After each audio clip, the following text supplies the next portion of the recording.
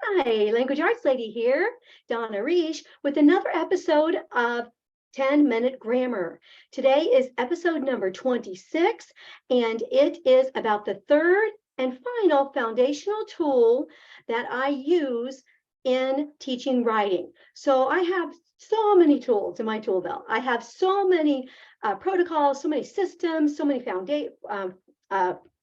frameworks and so forth that I use, but there are three that are used repeatedly that I like to teach separately, that I like for my students to learn separately so that they have all of the skills that they need going into any time this might be used. So the first 2 weeks we had, this is the third week of 3, the first week we had the writing boxes, and that was episode number 24. And I taught how to use those and then also how to make them for yourself. But you don't need to, because there's a freebie at Language Arts Lady blog for you subscribers to just download and use. And there's a video of me teaching you how to use it. So you can't go wrong, right? Okay, so then secondly was how to outline and write from a sentence by sentence outline. From a given source. And so with that, I taught how to choose materials and how to know how many sentences and paragraphs and how to lay it out and the difficulties and so forth. But again, you don't need it because there is a freebie. All three of these foundational protocols, techniques, all have freebies just for another week or two at the Language Arts Lady blog. So today, episode number 26 is how to do the checklist challenge. So it's how to use any writing checklist with your students to teach them how to edit their own paper. All right, now mine is called the checklist challenge because it is a challenging checklist of items for editing. Right? But you can make one yourself. You can use the free one that I have right now at LAL blog. And then you also, in all my tools and tricks book, and every first semester book, for composition, has all three of these how-tos so that we get those semesters started off right. So first of all, let me talk about the free book, because then you will understand what I'm referring to when I help you try to figure out how you can come up with one on your own if you don't want to use mine. All right, so every checklist challenge skill in this how-to book has a separate page.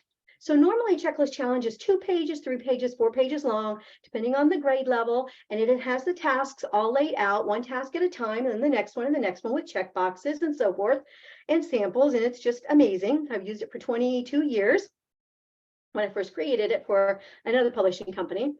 And but this how-to has each task at the top of a page. And then you walk through all the instructions for that task and you do it to the paper that's given.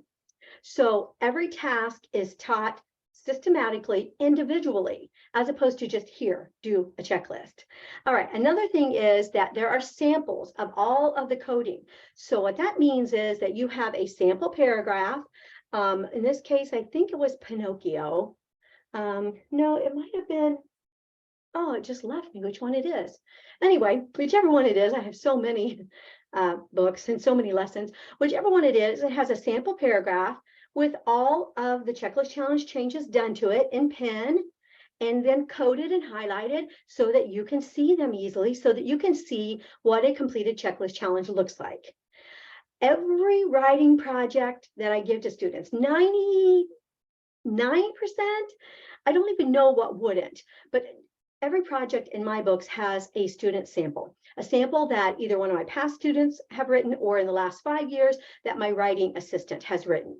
So they all have samples of what it should look like. And that is a big lifesaver. So if you get this freebie, you will get that checklist challenge done to a paper with all the coding and all the things so that you can see how it's supposed to look. And even more importantly, your student can see what it's supposed to look like. All right, and also the other beauty of the how-tos in this book is that it takes each task, like I said, one per page, but it also goes through one paragraph and you do all the tasks to one paragraph with the book. And then you're ready to do another paragraph all the way through again yourself. So it's very, very much a lot of hand holding and a lot of directed instruction, which is what directed writing instruction is what I am known for. All right, so tips for doing this yourself. So some ways that you can either use mine or create your own. First of all, it's very important that the grammar that your student is learning is linked to their writing checklist. And this is really hard to put into a curriculum because what does your student know versus my student versus the student over here and the student over there? So in my checklist challenges, all of them, not just the how-to lessons, they all have a little key that tells what an adjective is, and then they have examples. If you can't think of any, you might want to use one of these. So samples are everywhere throughout each task. So even if the grammar is, maybe they did prepositions 3 weeks ago and they can't remember how to do prepositional phrase openers, it's no problem because it is right there in the checklist challenge task itself. All right, next, there should be no vagueness.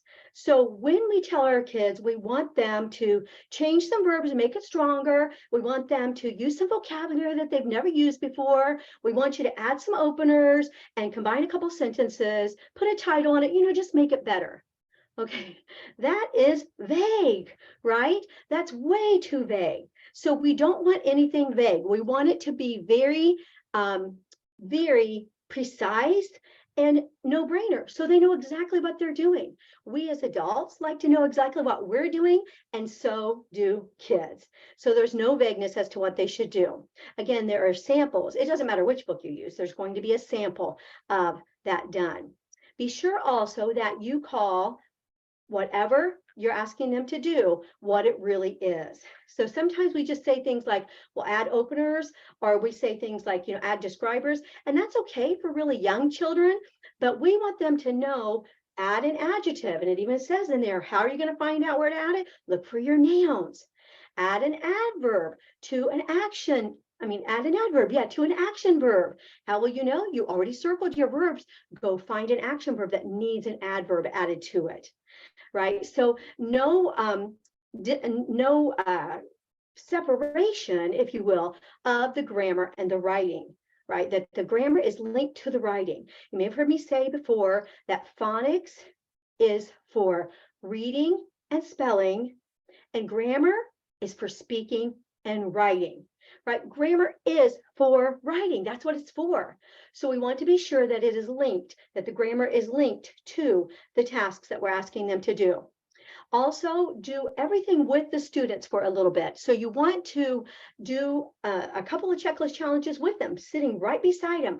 Okay, now that you've added that adjective to paragraph 2, what color did you highlight it in paragraph 1? Orange. Okay, we're going to highlight this adjective in orange. Now let's go highlight our box and let's make them match so that they are coded, so that they are easy to check. All right, and there are many videos on how to do the coding also that will be included at the Language Arts Lady blog with this episode. I have like 4 or 5 how I teach videos that explain to you how to use the coding. Busy homeschooling moms do not have time to go through and look and see if the student did add an adverb or did add an adjective or did skip something in this paragraph or skip something in that paragraph. So the coding is going to be really important. So if you create your own checklist challenge, be sure that you have some sort of system so that every paragraph has a checkbox and it's very, very clear. It's not vague for the student and it's easy for you to check also. But do the first few checklist challenges with your students. And for your younger students and even your middles, don't do a whole checklist challenge right off the bat. Do maybe the first 4 tasks the first week. The next week, do 4 more tasks to another paper. Or do 8 tasks, then 4 plus 4, and keep going until they are used to and accustomed to the whole checklist challenge. All right, so it can be overwhelming. My kids now, they flip and they're like, high schoolers are like, oh, 6 pages for the checklist challenge. Our papers are 10 paragraphs. She's trying to kill us again, and we need to call the child abuse hotline, all this kind of stuff. I love them so much.